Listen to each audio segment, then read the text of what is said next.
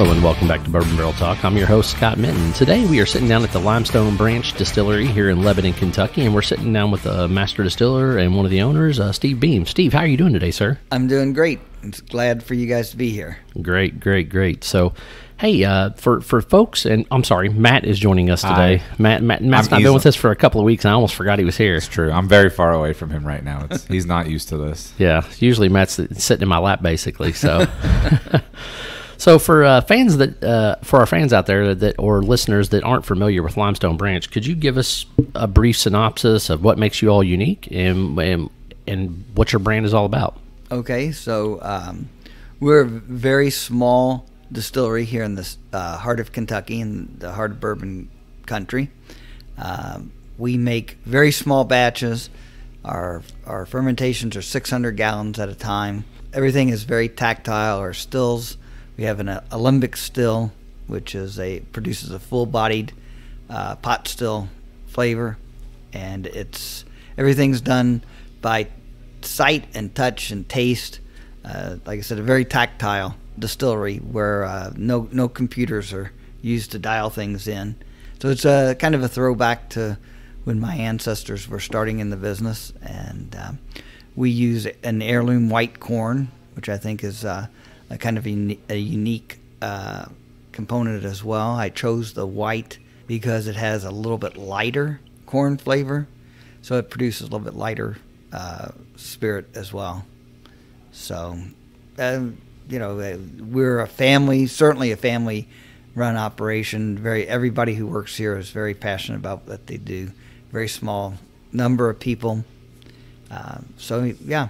That's all. How long does that still run in there for? Do you run it 24/7 or? It runs 24/7, 360 days a year. Oh.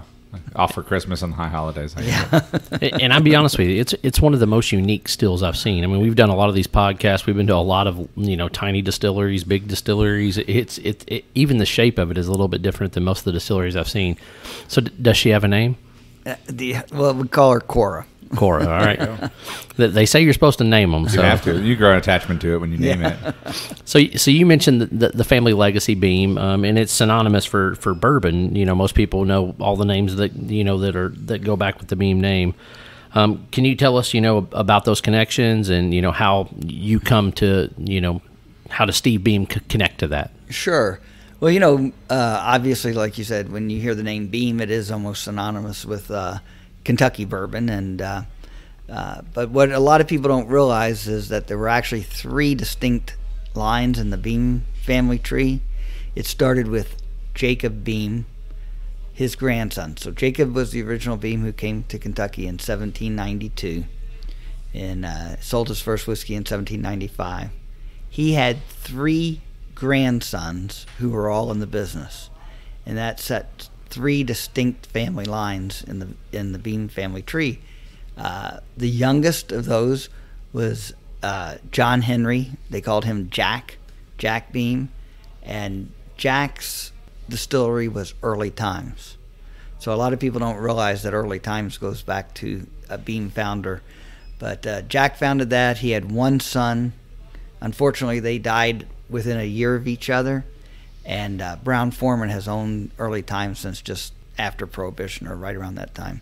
Then the middle grandson was David. And of course, that was Jim Beam's father. So everybody knows that story, where that ended up. Then our ancestor was Joseph. And Joseph was the oldest of that generation. And we knew he was in the distilling business. We didn't know how much he was involved. I saw a quote from Elmo Beam, which was his grandson, who was also the first master distiller at Maker's Mark, and he referred to his grandfather as a master distiller. So that's one reference to him as being a master distiller. And then just recently, we turned up his father David had died young in his 50s without a will, and we turned up the sale. They auctioned everything off on the Washington County Courthouse steps. So we found the transaction record, and so Joseph actually bought the still from his father. So we know that continued on there. So Yeah, so we come off of the Joseph branch.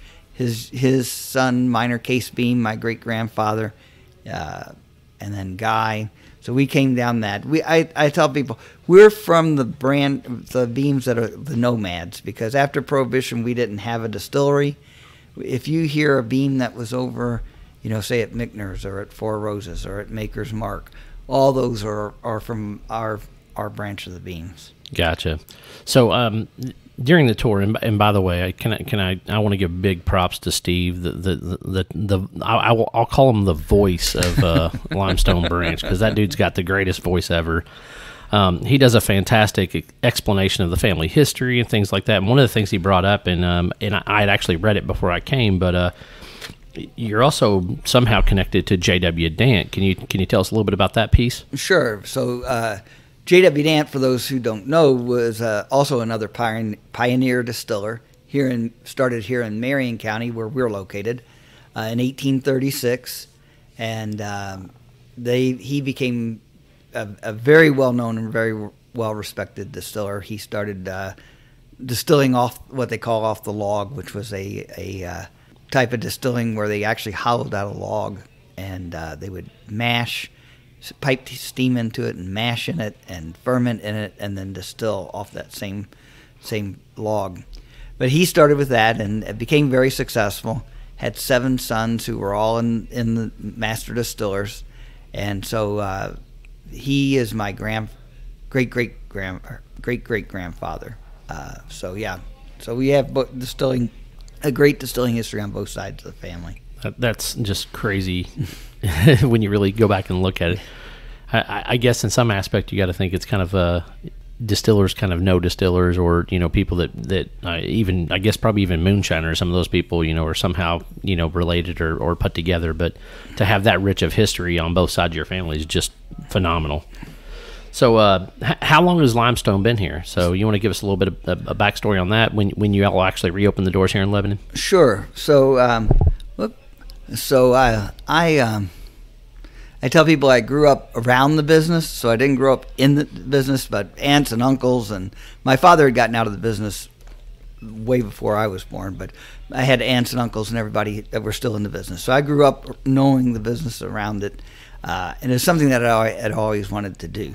So in 2009, 2008, 2009, I started really researching, and that was just the beginning of the craft distilling movement.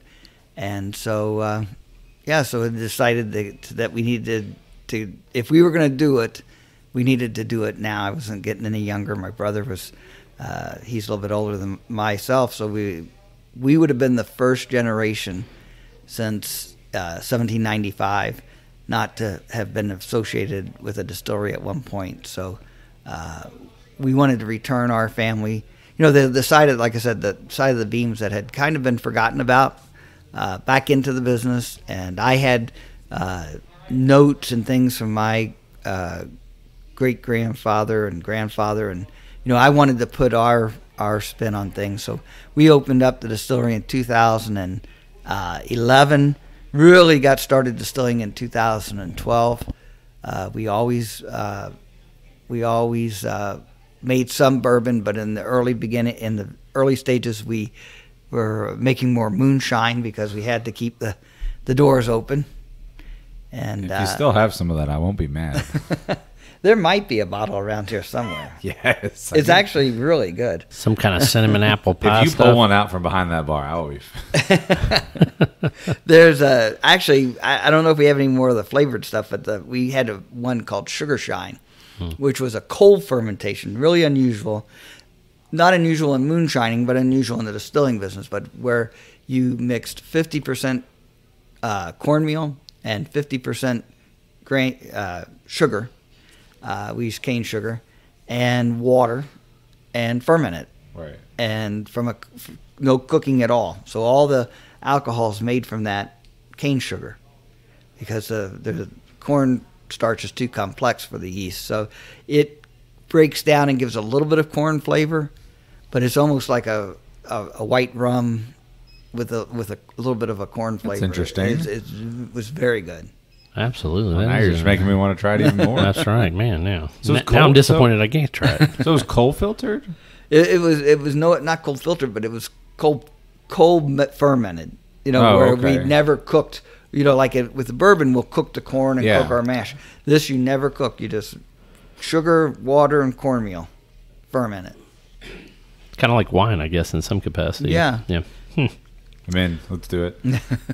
So we talked about the baby still out there, Cora. How many barrels do you get out of that thing a day? Working, round the clock, we'll get about 400 barrels in a year, so that's just over a barrel a day. I mean, Scott, it distills as fast as you walk, so I'm not really sure what you want to. Well, it distills still faster than I walk, but not much. Yeah, people are always amazed, when they see the stream coming off the still, because it's just It's great. That's so cool. Tiny little stream. But what a cool experience! Like now you get to see that firsthand. I love that whole process. And Yeah. I mean, move the bucket out of the way and let me just try some of it. Also, for those listeners that aren't as familiar with Limestone Branch, could you walk through kind of the product set? What are the products you offer? What do those look like? How did they come about? That type of thing. And let's really dive in onto the Yellowstone, because you all during the tour, Steve told us kind of a cool story about that piece. Sure. So, as I said, when we started out, we kind of focused with some moonshine. We always made bourbon, and our intention was always to be in the bourbon business. So we partnered with Luxco in 2015, and they had the Yellowstone brand, and that's why the partnership came about, was because of the brand. And Yellowstone was actually an old Dant brand. JW's son, my great-great-uncle, Bernard Dant, started Yellowstone, and actually in 1872 they named the bourbon Yellowstone when the park was founded. So that put us into the bourbon business big time, and that's what we focus on. All of our production, that we were talking about earlier, the 400 barrels, is bourbon. We have such limited production that we want to concentrate on our bourbon. We do have rye whiskey as well, and we do some experimental casks. So we do a 2-year rye that's finished in sherry cask, and that's our minor case rye, named after my great-grandfather, Minor Case Beam, who was Jim's first cousin. So all the minor case ryes are finished in a sherry? Yes. That's interesting. Yes. Right now that's the only expression that we have Yeah. of the minor cases, the sherry cask. And it's a unique sherry. It's actually a cream sherry.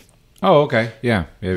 So do you know where you get it from? It's a cream sherry from Myers Winery in Cincinnati. Okay.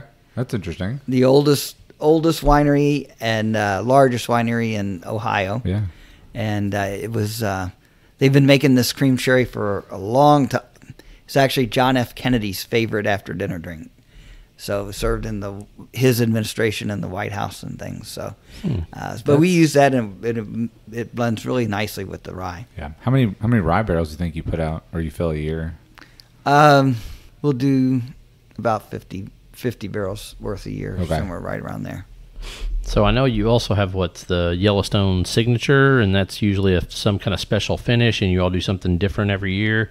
Can you tell us about this year's expression and how that varies from the ones in the past? Yeah, so the Yellowstone limited edition, each year we do a limited edition, and that allows me to be a little bit creative with the Yellowstone bourbon. We've done everything from a 7 and 9 year old straight whiskey expressions to charred casks, toasted barrel. Then we did a char on the toast, and so different variations like that. But this year, I chose to finish it in Armagnac cask, and it's finished for about 3 to 4 months in the cask, and it's just a real light Armagnac influence on the bourbon. Yeah, we tried it. I thought it was really good. It was it didn't have quite that cognac Armagnac. It's really mild, but it just really kind of enhances the flavor of the bourbon rather than overwhelming it. How old was that Armagnac cask? 'Cause I know some of them go 30, 40 years. No, it was on the little bit young one, younger side, yeah. And the bourbon is 7 years old. Oh, okay, cool. So the bourbon that went into the finish was 7. All right. So does Yellowstone have an age statement? Like, is it always like 4 years or more, or a blend of 4 to 6 year, or where does that kind of label at? So Yellowstone Select, that's our flagship that we put out. It's in all 50 states and several different countries. That is a blend of 4 and 7. 4 and 7. Okay, so there's nothing 5 and 6. It's 4 and 7. 4 and 7, and part of that is ours, and part of it is sourced. Gotcha. Again, we're only making 400 barrels a year here, so and that's so widely distributed. So we do blend some with some source whiskeys from our partner. Yeah. So talk to me about that. So you're widely distributed, which is awesome. So what states are you in? Where are you not in? What are the plans for the future? Yeah. So we're in all 50 states. Awesome. And that came with the partnership. Luxco has a great marketing arm, and that was really a great benefit to the partnership. Yeah. How long have you been partnered with them for? 2015. Oh, awesome. Great, Yeah. great. So for what, 5 years now? Yeah. So single barrel is kind of the new hip thing in the bourbon industry. Everybody wants to go pick their own barrel. They want to have a party, put their own label on it, as far as like, especially in the bourbon groups, they do stickers and stuff like that. Gotta have a sticker. That's and right. And then you have to have a crock pot so you can dip wax over it. That's right. And then you have to forget the pull tab on the wax, so it's a pain in the ass to open. That's exactly right. So tell us a little bit about your single barrel selection or how that process works, because I know that you mentioned it when we were taking the tour. Yeah. So we have no wax. Unacceptable. Thank God. We're going. No, we have to leave. We have to leave now. This is unacceptable. No wax. But so our single barrels range from 4 to 6 years, and we have 2 different programs. We have a program where the customer can come down here, a liquor store or bar, restaurant, or bourbon club, come down and pick out the barrel. And we have several different barrels, and actually it's 3 different barrels at 3 different proofs. So 102, 109, or 115.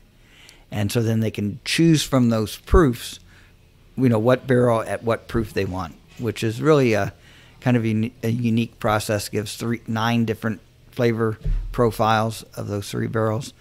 And that comes in a black label, Yellowstone. We also have a barrel program where we send out samples to liquor stores and things, and that is our 93 proof Yellowstone Select. Gotcha. So what characteristics do you look for when you are putting barrels aside and saying, hey, this is going to be great for a single barrel, things like that? Or how do you know when a barrel's ready to be picked? Well, what I'm looking for, it is very specific to what you're looking for. So if I'm looking for a single barrel, it's going to have to hit all the notes. It's going to have, great front of the mouth and mouth feel, long finish, and flavorful, in well-rounded flavor. But it doesn't have to be as some are more complex than others, but some are just good being a little bit less complex. But as far as when I'm picking a barrel for like a blend, then I'm looking for specific things. So I'll generally pick a group of barrels that have just a strong middle profile, and then I'll look to extend that with barrels that have a very nice front end, and then the long finish, and then blending those in together to make that work is really the art and craft, because a lot of times you'll blend the something that has a great finish, and you'll blend it in, and then all of a sudden the finish just disappears. You're like, come on. So with your pot still being so small, it has to be pretty temperamental. So you probably get a lot of inconsistencies, I guess would be the best way to put it, in some capacity, as far as like the way the whiskey's going to taste. And so is that one reason why you like to blend so much, or things to that nature? Or our product is very consistent coming out of the still. Well, that's good. Yeah, I've just heard so many people with like smaller pot stills. They're always like, man, they're just so. And they say they're like women. They're just really temperamental, like especially with the weather and different things like that that can cause havoc with. Just know Scott said that.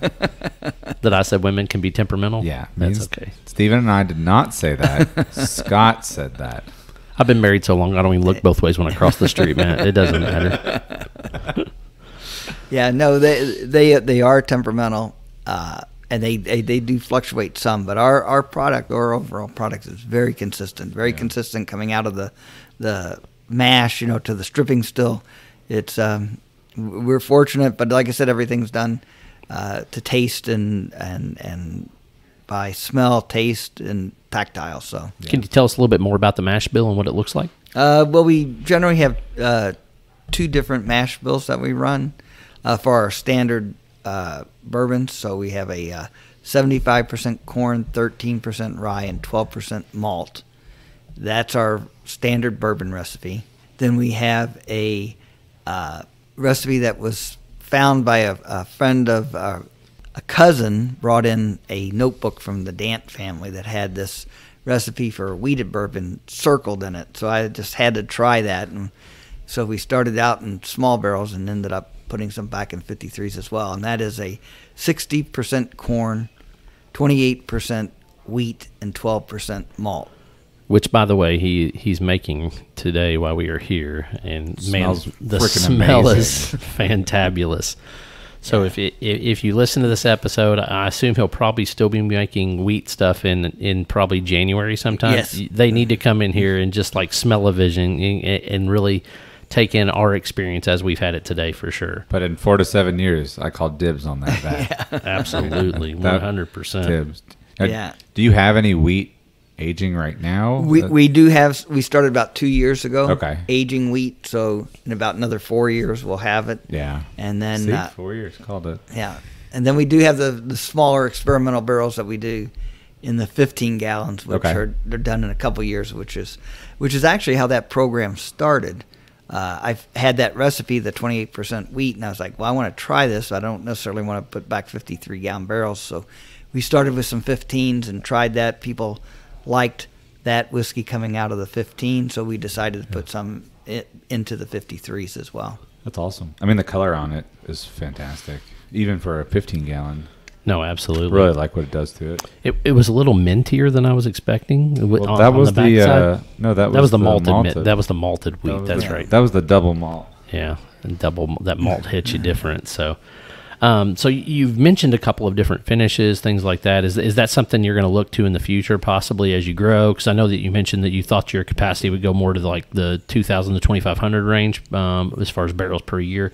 Do you think you'll dive more into toasted finishes, or heck, we're even seeing now people where they're aging and doing like vanilla barrels, like they're using and honey and different things like that. What's in the future as far as Limestone for that? Yeah, we'll probably in the limited edition is where I'll experiment with the different barrel finishes and things, and we'll probably regulate that to just that once a year type of thing. We have our bottled and bond will be out at some point here in the near future, and that'd be 6-year-old bottled and bond. So, that'd be great, actually. Yeah. It sounds like that's kind of where your sweet spot you want things to be, is in that 6-year range, based off of just what we're talking about today. Yeah, for me, 6 to 12 years is a real sweet spot for bourbon for my personal taste. After 12 to 15, it's also good. I like that. But then after 15, it's really barrel. After 12, it's really barrel by barrel. Correct. For me. Yeah, you can get heavy woody and tannic in some capacity once they get past that age. Yeah, I agree with you. The over 15 is not pleasant. Now it's really weird because I know we were talking earlier about Scotch for a minute. People can't get old enough Scotch and love it, but bourbon seems to reach a peak when it goes to a certain age. With Scotch, you can have the weird years, right? 17, 19, 22, but But Scotch is in a used barrel. Correct. A used bourbon barrel. And so you have those new barrels are, put a lot of intensity into it. And then the climate in Scotland. So if you put bourbon in a warehouse and have it on the lower ricks, it takes a lot longer to age than higher. Yeah. So, but in Scotland, the climate is so mild and consistent that you don't get that in and out of the wood that you get here in Kentucky. Yeah. Which is, it's so funny to see the vast difference between it. So we're coming into the holiday season, and me, I love a good cocktail during this time of year, whether it be, an old fashioned or a whiskey sour in the summer. What do you mean this time of year? I like I typically like my bourbon neat. You know me. Every time of year is a good time of year. And I typically like mine, high proof. But if we were going to come visit Steve at his house and sit in the man cave and have a pour and maybe a cigar or something, what cocktail are you pouring up? My idea of a cocktail is putting an ice cube in. I love that answer. And I really hope we can smoke cigars in your man cave. In your house. That's a great answer. Steve said, "Don't do anything with my bourbon. Just water at the most." But a good old fashioned is I enjoy those. We were discussing Ale 8. If I'm going to put any kind of soda in there, it's going to be an Ale 8. Yeah. So I agree with you 100%. I know we were talking about it, but that cherry Ale 8 and bourbon, I don't know what it is, but by God, is it freaking delicious. So I love Ale 8. It's good, but Bundaberg is it's just my passion in the ginger ale family. Gross. I love some Bundaberg. Indiana people can't have nice things with them. It's fancy. I don't know. It's made in Australia too, which is top shelf ginger ale. Stop. The Pappy of ginger ale right there. It is. It's super expensive. Kidding. Nobody cares. So what's coming next for Limestone, Steve? Well, obviously we just spoke about the expansion. We're going to go from 400 barrels to over a couple thousand a year capacity. That doesn't mean that we'll be making those right off the bat, and which is still very small, which is where I like to be. We'll do the bottled and bond. It'd be the next big thing from here, but we stay fairly focused, in just in our bourbon selection. The limited edition, the Yellowstone Select, and then the barrel picks, of course, with the rye. I don't want to get too big a portfolio, and we focus on our bourbon and bourbon. That's what our family does. That's what we've been doing for 200 years, and hopefully we'll be doing that 200 years from now. And it goes in and out of fashion. But that's the way it is, and if it's in fashion, we're not here because it's in fashion. Steve said, "I'm focusing on quality, not quantity." Scott. Yeah. So it's just what we focus on, and we do. I did introduce a gin this year. Which I don't like gin. It's actually different and unique. That's right. It's better than most gins that I've had. Nope. That's not what you said earlier. It's good. It's good. That's not also what you said. What did I say? You said you liked it. I did. I do. I said it. Okay, I need to hear you say it. I did. I liked it. Aha. Recorded and everything. It did have some honeysuckle and some other unique things. But you said that you all get some field greens, I guess, type things to put in there, or floral agents to add to it. But local botanicals. Listen, see, that's why I have you around, Matt. You're the fancy guy. For the one-liner. Well, I'm not the smart guy on this podcast. Matt's the smart one. I'm just the mouth. I'm like Jimmy Hart. I'm the mouth of the South. We'll give a wrestling reference since we're in Kentucky here. Yeah. So we do collect 5 different botanicals, things like honeysuckle and blackberry, mulberry, off the site and added into the gin. So it has traditional gin components, and then it has those local components as well. I've not had a mulberry since I was a little kid, I don't think. And in case anyone's wondering, that was a long time ago. That's not been that long. I'm not that old. So for people that want to find Limestone Branch, do you want to tell us how they can get here, and then do they get to talk to Steve? Is Steve here like all the time? I am here. If I'm not traveling, I travel a lot when we don't have a coronavirus around. But Gotcha. Minor detail. but I do travel a lot. So going out with different tastings and things. So if I'm not traveling, I'm generally here. They can go online to limestonebranch.com and book a tour through online or check out about the distillery. We're in like I said, the heart of Kentucky, the very center of the state, Lebanon, Kentucky. Not too far from Maker's Mark or Wilderness Trail or Bardstown. So right in that area, there's a lot to do around here. Independence Stave. So come down and visit us. We'd love to see you. Can they pick a tour guide? Can they ask for the other Steve? He gives tours, but we have great tour guides. All of our tour guides are. Steve was a good tour guide. Absolutely. I got to go back and talk to him just so I can hear his voice some more. But he is a great tour guide. But was unique. He's trained a lot of proteges, so we have great guides here, and people really enjoy it. You can go if you go and check us out on like TripAdvisor or whatever. You'll see we have great reviews. We have a beautiful front porch where you can go and have a cocktail, sit and enjoy the outdoors. So come down and visit. Do you all offer food during the summer or different times, like little paninis or something? We don't offer any, like hot food. We'll have some charcuterie things in our cooler where people can have a snack or something like that. Yeah, because it really is a beautiful place down here. I mean, just the rolling hills. You can kind of sit out there, and I'm assuming you got the screens up because it's kind of colder and a little rainy and wet. But I could just see we're sitting out there on a nice, summer day would be a great time for sure. Yeah. Yesterday? Yeah, yesterday had been perfect. Yeah. Absolutely. Yeah, we put the make it a three season room with the screening and everything, but they come down in the spring so that it's just all open. Yeah.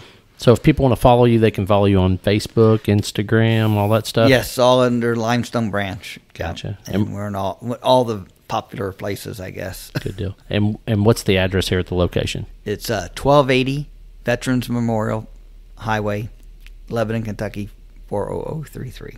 And if you come the way I came, you get to go past this just massive building, which I had no idea it was is it a monastery or maybe a old nunnery, the St. Catherine there in Springfield? Yeah, St. Catherine's was it's the mother house, or not it's a hospital and for nuns. Gotcha. And it was also a university at one time. It closed. Gotcha. I didn't know. I just was driving and all of a sudden this massive building came in my my yonder window, and I was like, wow, what is that? I was like, that wasn't Abe Lincoln's house, and I knew there was a tie to that to Springfield, but I knew it definitely wasn't the house. And in case anyone's wondering, which direction is your yonder window? Is it to your left or to your right, Scott? It could be either one. It's just out the window to the far off to the left. He's or pointing to the right in case anyone's wondering. I was pointing to the right because that's where it was when I was coming up the hill, but... So good deal. The yonder window. If you want to find Bourbon Barrel Talk, you can find us at bourbonbarreltalk@gmail.com is the best way to find us as far as asking questions, comments, or concerns. You can also look us up on Facebook, Twitter, Instagram. That pretty much covers it. Yeah. How about you, Matt? If they want to find you, anything special? Look over yonder. Look over yonder. Yonder window break. Yonder window. That's right, man. I'm gonna go Shakespeare on us this episode. Oh my God. So, Steve, thanks so much for your hospitality. We've had a great time. Is there anything else you wanted to cover that we missed?